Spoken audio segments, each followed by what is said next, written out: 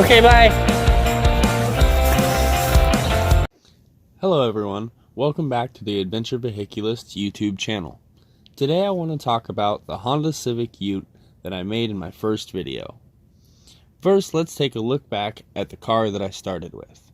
This was a 1999 Honda Civic LX sedan 5-speed that I got for $600 and drove home. The car had almost no issues except that the clutch was a little soft, so if you tried to really rip on it, it would just slip. Even so, I drove it like this for over 32,000 miles before the Ute met its unfortunate demise. The first video of the Ute showed my friend Dre and I hacking up my perfectly good car in just a day, but I actually spent about 6 months finishing and driving it. Pretty much the first thing I changed was the cab back. My original design was to fold down the roof and cut a hole for the Lexan window. Although this did work, it had many drawbacks. It leaked water and noise and exhaust. The Lexan rattled like crazy, and so did the sheet metal.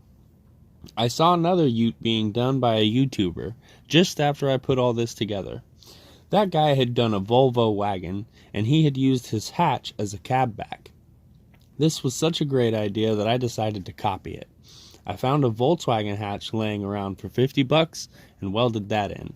This gave me a nice OEM window and some sound insulation.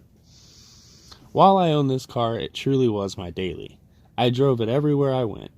It got great fuel mileage and was fun to drive. It weighed about 400 pounds less than it had stock. I used it to tow a utility trailer, to take dump runs, and even to take heavy scrap metal runs with over half a ton of steel in the trailer. I also drove it in the snow, the mud, and ripped it off-road. It always took the abuse and never let me down.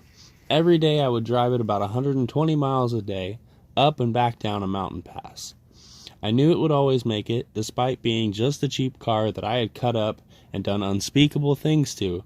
It was still dead reliable. However, no machine lasts forever.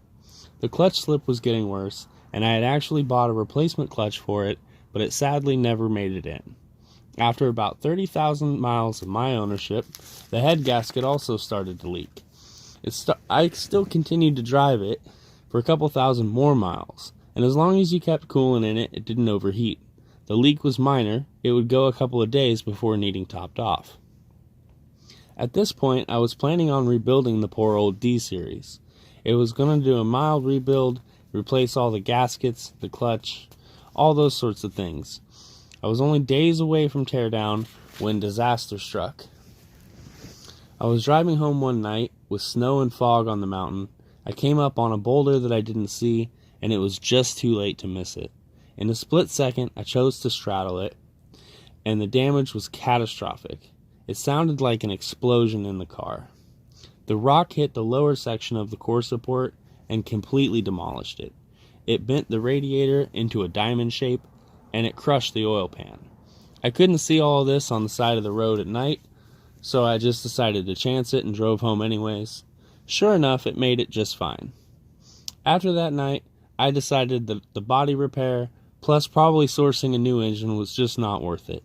Instead, it got parked in the garage for one final time for disassembly. I took the whole car apart down to nothing, and then cut it up into small pieces to be able to take it to the scrapyard. By this point, I had already replaced the Ute with a new Honda Civic, and I used the new car to take the Ute to the scrapyard. You'll notice I also kept the same hood. So yeah, unfortunately the car is gone now, but not forgotten. Everyone I met really enjoyed the Ute, myself included. I really want to build another one someday. Who knows when or what sort of car I'll use next time. I hope you guys tune in to find out.